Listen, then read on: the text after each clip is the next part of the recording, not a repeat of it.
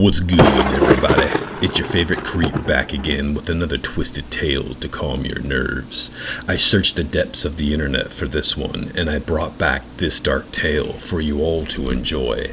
This one is called The Perfect Girl. One summer, a girl moved into the house next door.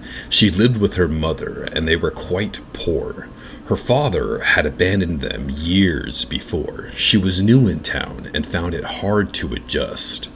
Although we both came from different backgrounds, she and I got to be friends. We were not very close friends, but I often visited her and we would talk.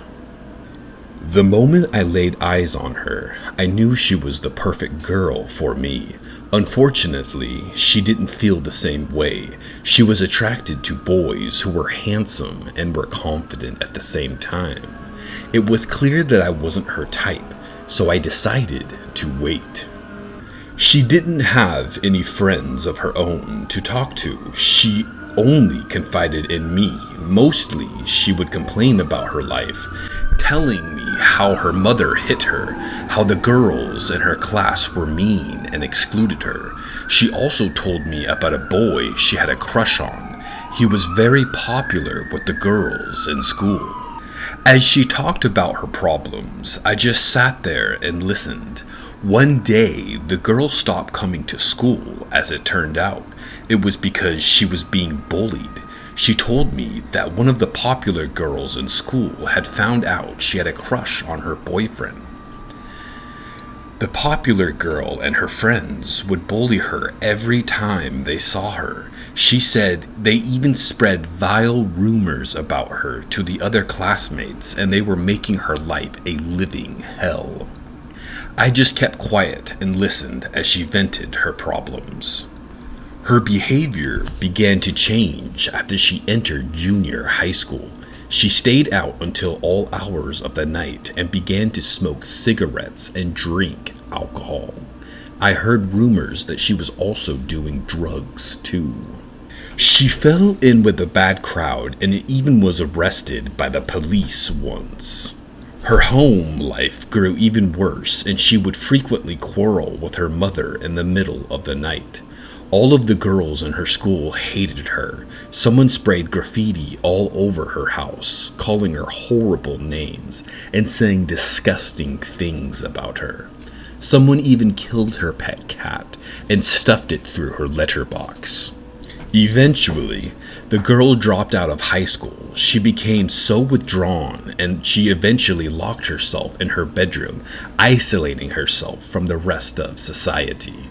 She stopped speaking to her mother and went for days without leaving her room. She rarely came out, even to eat. She looked pale, sickly, and painfully thin. Her mother took to her leaving food outside of her door, but she would only come out when she needed to use the toilet, or in the middle of the night when her mother was fast asleep. A miserable life, if you ask me. I went to see her for the first time in a long time. She refused to come out to see me, and even though I yelled through the keyhole, she refused to answer. Her mother gave me a bowl of soup to take upstairs with her. I caught a glimpse of her when she opened the door to take it. She was pale, drawn, haggard, and emaciated. She looked like a wet rag that had been wrung out multiple times. I went to see her every day. After a while, the girl began talking to me through the door. She told me how she was constantly fighting with her mother, and all of her old friends had forgotten about her. She told me how she had fallen in love with the bad crowd, and she went out with them at night, stealing, doing drugs, and getting into trouble. She told me she was caught shoplifting by the police, and she had a criminal record. She told me how her mother tried to help her at first, but when she wouldn't listen, her mother flew into a rage and immediately beat her to a bloody pulp. Her life had become unbearable. She wanted to die, and she told me she had tried to commit suicide many times by slitting her wrists. Just like the old days, she continued to talk on, and I just listened. Whenever she asked for my opinion, I just shrugged or made some kind of innocuous remark. As time went by, the girl's mood gradually began to brighten. She even decided to come out of her room. It seemed like things were getting better and the future was looking rather positive. Her mother broke down in tears and thanked me profusely. One day, the girl went up to the roof of an apartment building in the neighborhood and jumped off. The building wasn't very high, and she landed in the shrubbery.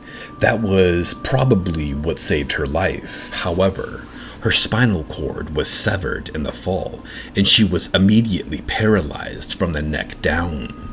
The doctor said she would spend the rest of her life in a wheelchair. When she got out of the hospital, I went to see her. She was lying in her bed, unable to move. She apologized to me over and over, and she couldn't stop crying. She said she wished she didn't survive the fall, and told me she was sorry for all the troubles she had caused me and her mother. I tried to soothe her and stop her crying, but it is hard to comfort someone when they are lying down.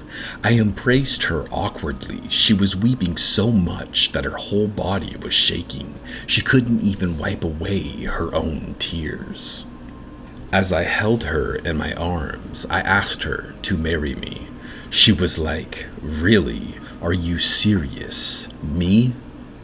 Really?" She couldn't believe that anyone would want her. I had to propose to her several times before she would actually believe me I meant it. She cried so hard.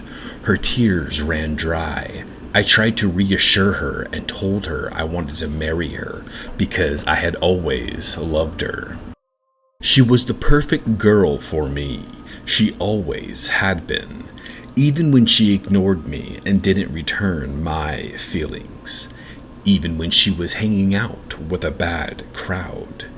Even when I had to listen to all of her stupid problems. Even when she became so thin and was hiding in her room. Even when I told the popular girl she fancied her boyfriend. Even when I was spreading vile rumors about her to her classmates. Even when I sprayed graffiti all over her house. And even when I killed her cat and put it through the letterbox of her house. Even now that she is lying there in her bed, small, weak, and unable to move. Even now, I still love her. You see, she is the perfect girl for me. Soon we will be married. Till death do them part. I will see you around, family. Stay weird, stay creepy, stay elevated.